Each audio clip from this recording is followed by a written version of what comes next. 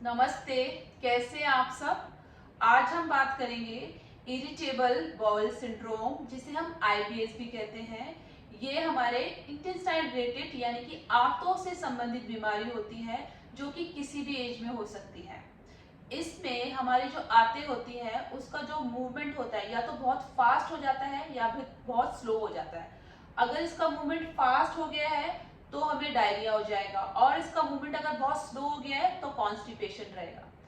पर कुछ पेशेंट्स ऐसे होते हैं जिनके अंदर ये दोनों लक्षण देखे जाते हैं, दोनों सिम्टम्स हो जाते हैं, यानी कि उनको कुछ टाइम तो रहता है डायरिया और कुछ टाइम रहेगा कॉन्स्टिपेशन। तो क्या क्या कर सकते हैं आप इसको ठीक करने के लिए। हम कुछ ब्रीदिंग पैटर्न और आसन सीखेंगे, पर उससे पहले जानते हैं कि इसका कारण क्या है। देखिए, इसका सबसे बड़ा जो कारण है वो है स्ट्रेस।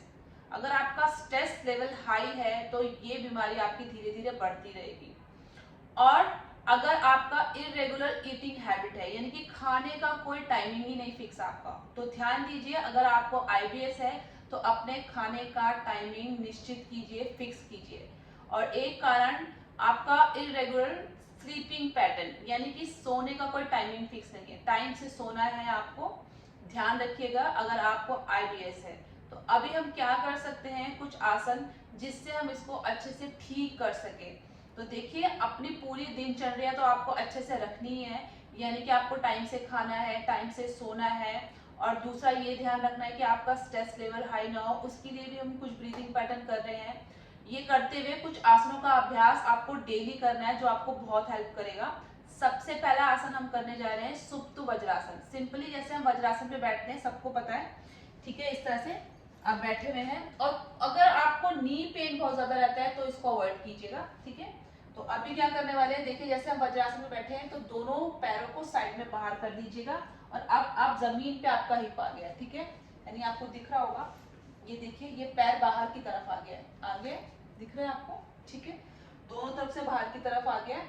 और आपका हिप जो है जमीन पे, घुटने जो मिले हुए। अब हम पीछे की तरफ जाएंगे और धीरे धीरे लेटने की कोशिश करेंगे। देखिए, अगर इतना होता है आपसे तो यहीं पे भी होल्ड करिए। फ्लेक्सिबिलिटी अच्छी है तो आप इसको पूरी तरह से करेंगे, यानी आप इस तरह से लेट जाएंगे, ठीक है। हाथों को यहाँ आगे की तरफ भी रख सकते हैं या फिर आप ऐसे पीछे भी ले जा सकते हैं, ठीक है। अभी अपने थाइस की तरफ आपको स्ट्रेचिंग फील होगा, स्टमक की तरफ स्ट्रेचिंग फील हो रहा है। ये आसन आपके आंतों के लिए बहुत अच्छा है। पेट संबंधी कोई भी बीमारी है उसके लिए भी बहुत अच्छा है। यहाँ पे हो क्या रहा है, मेनली देखिए, आपका जो ये एरिया है, यानी लोअर बॉडी जो है, इस तरह से बैठने से वहां ब्लड का सर्कुलेशन स्लो हो गया है, और ऊपर वाले पार्ट पे ब्लड का सर्कुलेशन अच्छा हो गया है, यानी पेट की तरफ ब्लड का सर्कुलेशन बहुत अच्छा हो रहा है। तो इससे जो पेट संबंधी बीमारियां हैं उसको ठीक करने में आपको हेल्प मिलेगी। इस आसन पे आपको रुकना है। देखिए, जितना आप अच्छे से रुकेंगे ना उतना आपको बेनिफिट मिलेगा। तो अगर 3 मिनट तक आप रुक सकते तो रुकिए। अनकंफर्ट लग रहा है, बिगनर है, तो कोई बात नहीं, स्टार्टिंग में आप कम भी टाइम तक भी रुक सकते हैं, 1 मिनट या फिर 10-20 काउंट, जैसा आपको सुटेबल हो। चलिए, अब दूसरा आसन हम कर लेते हैं, जानु शीर्षासन, ठीक है। इसमें आपको क्या करना है, देखिए, एक पैर को मोड़ना है, ठीक है, और एड़ी को जितना आप अपने शरीर के पास ला सकते हैं उतना लेकर आइए। अंदर की तरफ नहीं रखना है, सिर्फ अपनी दूसरी थाई से टच करके रखना है, ठीक है। कमर गर्दन सीधी। ये जो राइट लेग का टो है ये आपकी तरफ आ जाएगा। दोनों हाथों को ऊपर करिए, सांस भरिए और सांस छोड़ते हुए आगे की तरफ झुकिए, ठीक है। इस तरह से होल्ड करना है इस आसन पे भी। देखिए, आप मुझे देख रहे हैं, अगर आपकी इतनी फ्लेक्सिबिलिटी नहीं है तो कोई घबराने की बात नहीं है, आपको अपनी बॉडी के हिसाब से करना है, ठीक है।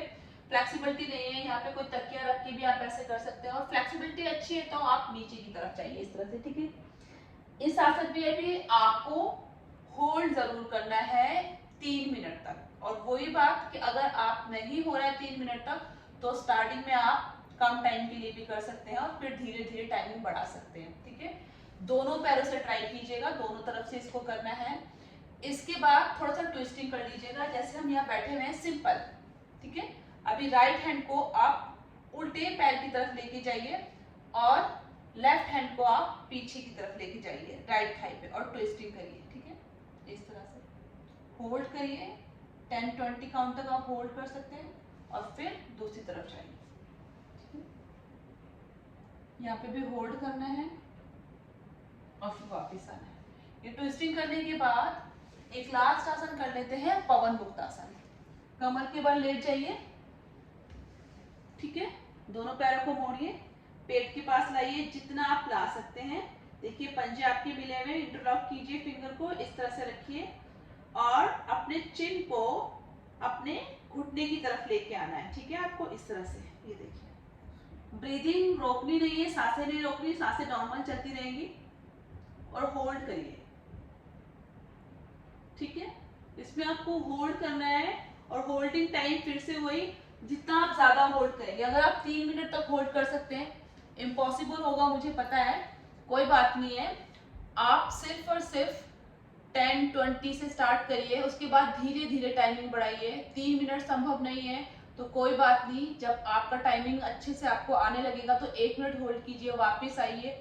बिगनर हैं तो अपने हिसाब से भी आप कर सकते हैं, ठीक है, पर करना जरूर है आपको। और लास्ट में आप क्या करेंगे, देखिए जैसे मैंने पहले बताया कि इसका सबसे बड़ा कारण जो है स्ट्रेस है।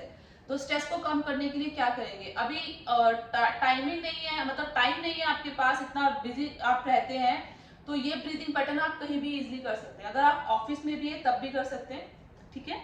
ट्रैवलिंग में है इवन आप तब भी कर सकते हैं। तो इसलिए मैं इजी वाला बता रही हूँ, क्योंकि इसमें और भी चीजें आप इंक्लूड कर सकते हैं, पर अभी ऐसा कि जो हम इजीली कहीं पे भी कर सकते हैं। तो आपको करना क्या है, राइट हैंड को अपने हार्ट पे रखिए और लेफ्ट हैंड को अपने पेट पे रखिए, ठीक है। स्टमक में रख लीजिए। अभी यहाँ डीप इनहेल करिए, पेट बाहर आएगा, और डीप एक्सहेल करिए, पेट अंदर जाएगा, ठीक है। इस तरह से deep inhale and deep exhale आपको 10 या 20 जितना आपके पास टाइमिंग है करिए। इसको कंप्लीट करने के बाद फिर आपको डीप इनहेल और एक्सहेल नहीं करना, सिर्फ सिंपली आपका जो नॉर्मल ब्रीदिंग है उस पर ध्यान देना है। यानी कि 10 या 20 टाइम तक आपने डीप इनहेल और डीप एक्सहेल किया, उसके बाद सिंपली आपको बैठ जाना है। या तो आप सिर्फ ज्ञान मुद्रा में बैठ सकते हैं, या सिंपली राइट हैंड को अपने हार्ट की तरफ और लेफ्ट हैंड को अपने पेट पे रख सकते हैं। किसी भी पोजीशन पे आप बैठ के सिर्फ और सिर्फ ब्रीदिंग पे ध्यान दीजिए कि सांसें कैसे चल रही हैं आपकी, ठीक है। इस पे भी कम से कम 5 मिनट का अभ्यास कीजिए आप डेली। ये जितने भी आसन है 3 से 4 जो बताए, और जो ब्रीदिंग पैटर्न है, ये आपको स्ट्रेस तो रिलीज करेगा ही, ये साथ में भी जो ये आपकी परेशानी है उससे भी आपको बहुत जल्दी छुटकारा दिलाने वाला है। तो इन सभी अभ्यासों को करिए खुद भी, और जिनको इनकी जरूरत है उनको भी बताइए।